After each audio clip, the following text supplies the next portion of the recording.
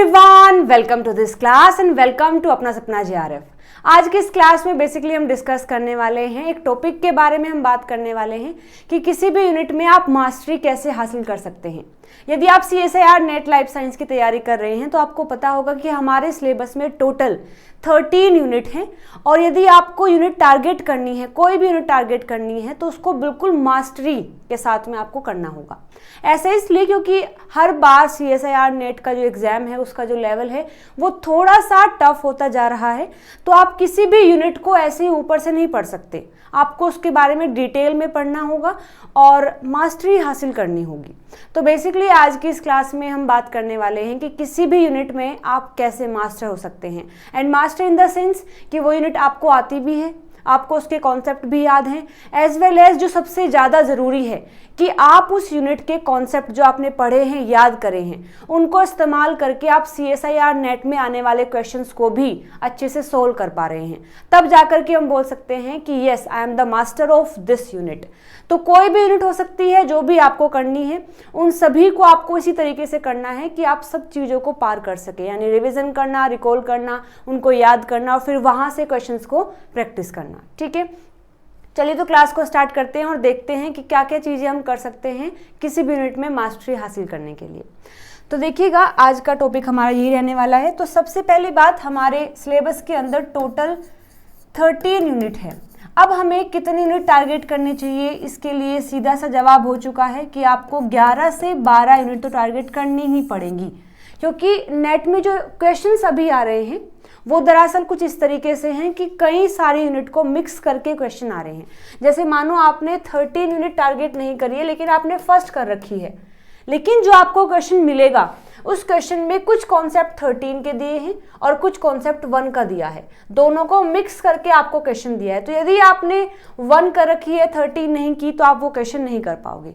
इसलिए ज़रूरी हो जाता है कि आप ज़्यादा से ज़्यादा यूनिट को टारगेट करें। ठीक है, तो किसी भी यूनिट को जब आप करने चलते हैं, वो कोई भी हो सकती है, कोई सी भी यूनिट हो सकती है, तो उसको किस तरीके से किया जाएगा। तो सबसे पहला स्टेप हमारा होगा कि सबसे पहले आप उस यूनिट के लिए टाइम डिसाइड कर लें। जैसे लास्ट टाइम जो वीडियो मैंने अपलोड की थी अबाउट कि आपको कितना टाइम देना चाहिए अपने प्रिपरेशन में, तो यदि आप लेवल 1 में आते हैं, लेवल 2 में आते हैं, आई होप आपने वो वीडियो देख ली होगी। तो यदि आप लेवल 1 में आते तो हमने डिसाइड किया था कि लेवल 1 के जो स्टूडेंट हैं उनको 15 दिन में एक यूनिट करनी है। ठीक है, और यदि आप लेवल 2 में आते हैं तो आपको 30 डेज में एक यूनिट करनी है। तो इस तरीके से सबसे पहले आप ये डिसाइड करेंगे कि कोई भी यूनिट आप करने जा रहे हैं। मान लेते हैं आप बायोकेमिस्ट्री करने की स्टार्ट कर रहे हैं, करना चाहते हैं, तो सबसे पहले आप ये डिसाइड करेंगे कि बायोकेमिस्ट्री मुझे कितने दिन में कंप्लीट करनी है। एक बार जब आप ये सेट कर लेते हैं कि इतने दिन ही है मेरे पास बायोकेमिस्ट्री के, तो चांस रहता है कि आप वहाँ से डिस्ट्रैक्ट नहीं होंगे, ध्यान से कॉन्टिन्यूसली पढ़ते जाएंगे, क्योंकि आपने सेट कर लिया है कि इतना ही टाइम है। ठीक है, तो सबसे पहली बात जो आपको करनी है, आपको अपने उस यूनिट के लिए टाइम डिसाइड करना है। अब हमने कह तो दिया है कि 15 दिन है इस यूनिट के लिए या फिर 30 दिन है इस यूनिट के लिए, लेकिन यदि कोई ऐसी यूनिट है जो आपको ठीक से आती है, पहले भी आपने उसके बारे में पढ़ा है, तो आप टाइम को थोड़ा वेरी भी कर सकते हैं। जैसे आप यहाँ 25 दिन कर सकते हैं, या फिर अगर कोई ऐसी यूनिट है जो आपने बिल्कुल भी नहीं पढ़ी पहले से और आपको थोड़ा सा उसके कॉन्सेप्ट भी नहीं क्लियर हैं, तो आप वहाँ पर ये जो 5 दिन बचे हैं वो वहाँ ऐड करके 35 डेज में भी अपनी यूनिट को टारगेट कर सकते हैं। तो वो थोड़ा बहुत आप अपने हिसाब से टाइम का डिसाइड कर सकते हैं कि टाइम आपको कितना देना है, पर रहना चाहिए इसी एवरेज में कि 25, 30 या 35। ठीक है, तो सबसे पहला काम आप ये करेंगे एग्जैक्टली। फिर इसके बाद देखिए सेकंड स्टेप रहेगा कि उस यूनिट को जो भी आप करने जा रहे हैं उसको ब्रेक डाउन कर लीजिए टॉपिक्स में और सब टॉपिक्स में। ये बहुत बहुत जरूरी बात है। किसी भी यूनिट को जब आप टॉपिक्स में, सब टॉपिक्स में डिवाइड कर लेते हैं तो उसको पढ़ना आसान हो जाता है, क्योंकि अगर आप ऐसे देखेंगे कि एक यूनिट है, बहुत वाइड है, तो आप डरते रहेंगे। लेकिन जैसे ही आप उसको बिल्कुल टॉपिक्स में, सब टॉपिक्स में, उनके भी सब टॉपिक्स में डिवाइड कर लेते हैं तो फिर पढ़ना आसान हो जाता है।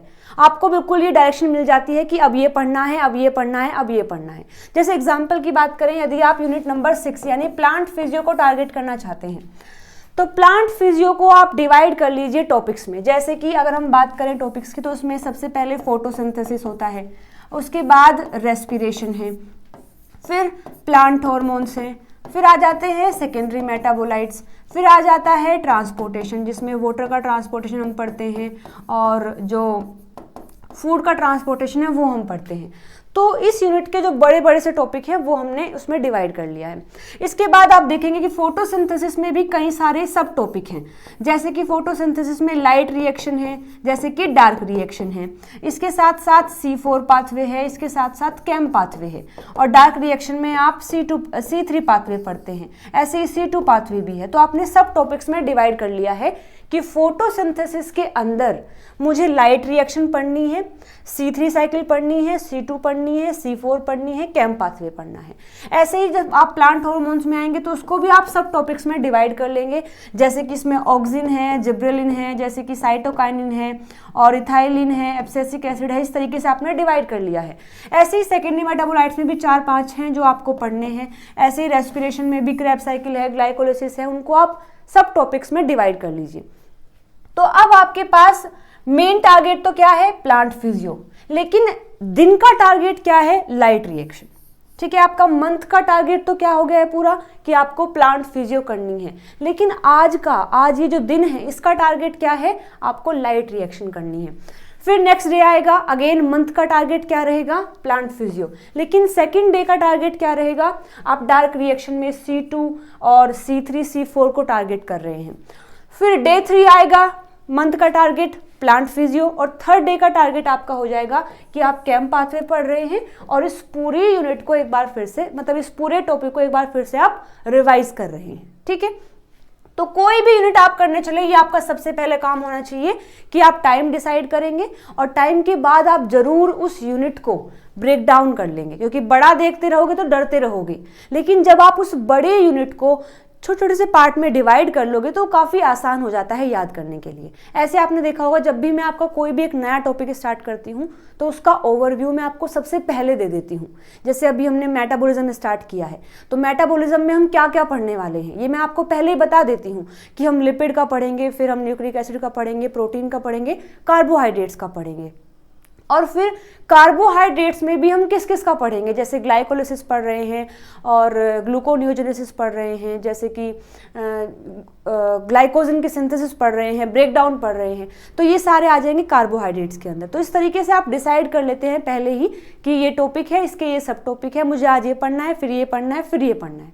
ठीक है जी, तो सबसे पहला काम टाइम डिसाइड करोगे, दूसरा काम उस यूनिट को आप ब्रेक डाउन कर लोगे टॉपिक्स में और सब टॉपिक्स में। ओके, इसके बाद जैसे ही आपने सब टॉपिक्स में उसको डिवाइड कर लिया है, अब बारी आती है एग्जैक्टली काम करने की कि आपको पढ़ना है। अब तो जैसे ही आपने, जैसे फोटोसिंथेसिस है उसमें है लाइट रिएक्शन, तो लाइट रिएक्शन आपको पढ़ना है। अब आप वो कहाँ से पढ़ सकते हैं, देखिए इसे हम रख रहे हैं थर्ड स्टेप, यानी कि लर्न द सब टॉपिक। तो आप इसको बुक से भी, अगर आप सेल्फ स्टडी कर रहे हैं तो आप बुक से पढ़ेंगे, यदि आप यूट्यूब से पढ़ रहे हैं तो आप वीडियोस देखेंगे, या फिर अगर आप ऑनलाइन पढ़ रहे हैं तो भी आप वीडियोस की फॉर्म में पढ़ेंगे, और आपके पास कोई PDF हो सकती है आप वहाँ से पढ़ेंगे। आप ऑफलाइन कोचिंग सेंटर में जा रहे हैं तो वहाँ आपको टीचर्स पढ़ाएंगे। ये हर किसी के लिए वेरी कर सकता है, लेकिन मेन पॉइंट है कि आप उस टॉपिक को अभी पढ़ रहे हैं, आपके टीचर्स पढ़ा रहे हैं, आप उसके बारे में सीख रहे हैं, या फिर YouTube से आप पढ़ रहे हैं तो आप कोई वीडियो देख करके उस चीज़ को पढ़ रहे हैं, या फिर आप बुक से उस चीज़ को समझ रहे हैं कि इस टॉपिक में क्या होता है। ठीक है, इसके बाद फोर्थ आता है रिवाइज फ्रॉम द सोर्स। जैसे ही आपने वो टॉपिक कंप्लीट पढ़ लिया है, फिर आप उसको रिवाइज करेंगे। देखो, अभी नोट्स नहीं बनाने हैं आपको, लॉन्ग नोट्स बिल्कुल भी नहीं बनाने हैं। ठीक है, जहां से भी आपने पढ़ा है वहां से आप PDF अवेलेबल कीजिए और PDF से रिवाइज कीजिए। ठीक है, तो देखो सबसे पहले आपने क्या करना है, इस टॉपिक को आप लर्न करोगे, उसके बाद फिर आप उसे रिवाइज करोगे वहीं से। मानो आपके पास PDF आ गई है, जो भी आपने पढ़ा है उस PDF को आप गो थ्रू करते जा रहे हैं और चीज़ों को रिवाइज करते जा रहे हैं, यानी कि याद तो आप पढ़ तो लिया है आपने, उसको याद कर रहे हो और एक तरीके से रिवाइज कर रहे हो। ठीक है, फिर बारी आती है प्रैक्टिस करने की। अब प्रैक्टिस करने का मतलब होता है कि जो भी आपने अभी तक पढ़ा है, क्या आप उस कॉन्सेप्ट को अप्लाई करके नेट के क्वेश्चन को क्लियर कर पा रहे हो या नहीं। This is called practice. ठीक है, तो आप प्रैक्टिस करोगे, उसके बाद आप शॉर्ट नोट्स बनाओगे। इस स्टेप को आपको बिल्कुल भी मिस नहीं करना है। शॉर्ट नोट्स बहुत बहुत ज़रूरी हैं। ऐसा इसलिए क्योंकि जब आप लास्ट टाइम में आते हैं, आपका एग्ज़ाम होने वाला होता है, उससे 1 महीना पहले आपको सारा सिलेबस रिवाइज करना होता है। अब आप खुद देखिए, अगर आप 12 यूनिट टारगेट कर रहे हैं तो कितना बड़ा सिलेबस हो गया है, वो सारा रिवाइज करना ज़रूरी हो जाता है। तो यदि आपने उसी टाइम पर शॉर्ट नोट्स बना लिए हैं तो लास्ट टाइम में 1 महीने के अंदर आप अपना सारा सिलेबस रिवाइज कर सकते हैं। ऐसे ही आप ऐसा भी कर सकते हैं कि यदि आपकी पूरी यूनिट टारगेट हो गई है, मानो आपने फर्स्ट मंथ में 1 यूनिट टारगेट कर दी है और ऐसे करते करते आप 3rd मंथ पर आ गए हो और आप अपनी 3rd यूनिट कर रहे हो, लेकिन आपको लगा कि जो हमने पहले फर्स्ट यूनिट पढ़ी थी वो तो कुछ भूल से रहे हैं, याद नहीं है। तो यदि आपने शॉर्ट नोट्स बना रखे हैं दोस्तों, तो आप इस यूनिट के 1 दिन को निकाल करके इस पूरी यूनिट को टारगेट कर सकते हैं, रिवाइज कर सकते हैं। ठीक है, जैसे मानो अभी आपका 3rd मंथ है और आप उसमें कोई 3rd यूनिट पढ़ रहे हैं, तो 1 दिन यहाँ का निकाल के इसको ना पढ़ के, और अगर आपके पास शॉर्ट नोट्स हैं तो आप इस पूरी यूनिट को उस 1 दिन में रिवाइज करके अपने आप के अंदर कॉन्फिडेंस ला सकते हैं कि ये यूनिट मुझे अभी भी याद है, और कुछ अगर भूले भी हो तो वो आपने रिवाइज कर ही लिया है। तो शॉर्ट नोट्स तो बहुत ज़्यादा ज़रूरी हैं, आपको बनाने हैं। अगेन आप इस चीज़ में यहाँ पर थोड़ा सा एक्सचेंज भी कर सकते हैं, यानी आपने देखो पढ़ लिया है इस टॉपिक के बारे में, याद कर लिया है, रिवाइज कर लिया है, तब जाकर के आप शॉर्ट नोट्स बना सकते हो। उसके बाद भी क्वेश्चन प्रैक्टिस कर सकते हो, या फिर आप पहले क्वेश्चन प्रैक्टिस कर लीजिए, उसके बाद शॉर्ट नोट्स बना सकते हो। लेकिन आपको शॉर्ट नोट्स यहीं पर रखने हैं, पहले नहीं रखोगे। ऐसा इसलिए क्योंकि जब आप उस टॉपिक को पढ़ चुके हो, याद कर चुके हो, रिवाइज कर चुके हो, तभी आप जान पाओगे कि कौन सा पॉइंट ऐसा है जो शॉर्ट नोट्स में रखा जा सकता है और कौन सा पॉइंट ऐसा है जिसको आपको शॉर्ट नोट्स में नहीं रखना है। अब आप मान के चलो आप फर्स्ट टाइम किसी टॉपिक को पढ़ रहे हो, तभी अगर आप सोचो कि शॉर्ट नोट्स बनेंगे तो नहीं बना पाओगे, और बन भी अगर गए तो वो इतने एफिशिएंट नहीं होंगे कि सारे पॉइंट आप उसमें कन्वे कर दोगे। तो उस टॉपिक को पूरा पढ़ने के बाद, याद करने के बाद, रिवाइज करने के बाद आप जान पाओगे कि कौन सा पॉइंट ऐसा है जो कि शॉर्ट नोट्स में रखा जा सकता है और कौन सा ऐसा जिसको हम अवॉइड कर सकते हैं, बस खाली याद करने से काम चल जाएगा।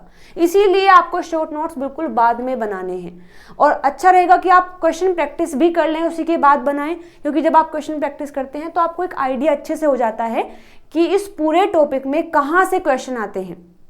तो जहां से भी हर बार क्वेश्चन आया है उस पॉइंट को आप जरूर अपने शॉर्ट नोट्स में रखेंगे। ठीक है जी। और जो प्रैक्टिस आप करनी है आपको टॉपिक वाइज करनी है। हालांकि हमने पढ़ा कैसे है, सब टॉपिक वाइज, यानी मैंने लाइट रिएक्शन पढ़ी है, डार्क रिएक्शन पढ़ी है, लेकिन जब आप प्रैक्टिस करेंगे तो आपको टॉपिक वाइज प्रैक्टिस करनी होगी, यानी कि आपको पूरे फोटोसिंथेसिस की प्रैक्टिस करनी होगी।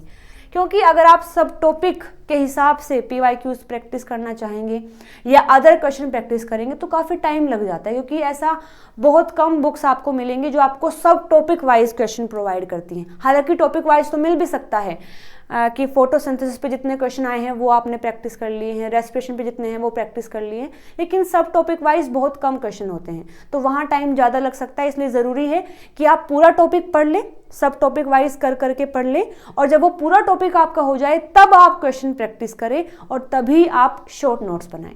ठीक है जी। तो एक बार फिर से समराइज कर लेते हैं। सबसे पहले आप टाइम डिसाइड करेंगे कि आप इस यूनिट को कितने टाइम में करना चाहते हैं, और वो डिपेंड करेगा कि आपको यूनिट किस तरीके से आप उस यूनिट के बारे में सोचते हैं। यानी आपने पहले उसके बारे में पढ़ा है तो आप थोड़ा कम टाइम भी रख सकते हैं, या फिर अगर आपने उस यूनिट के बारे में पहले कभी पढ़ा ही नहीं है, बहुत कम आपको उसके बारे में नॉलेज है, तो आप थोड़ा सा टाइम ज़्यादा रखेंगे। सबसे पहली बात ये है। उसके बाद आप अपने सिलेबस को देखते हुए, आपके पास मैं उम्मीद करती हूँ कि नेट का जो सिलेबस है वो होगा, तो सिलेबस देख करके आप उस यूनिट को टॉपिक्स में और फिर टॉपिक्स के भी सब टॉपिक्स में डिवाइड कर ले।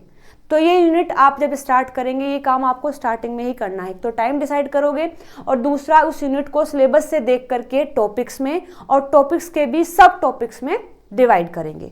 इतना करने के बाद फिर आप अपना लर्निंग का काम स्टार्ट करेंगे, सब टॉपिक से पढ़ना स्टार्ट करेंगे।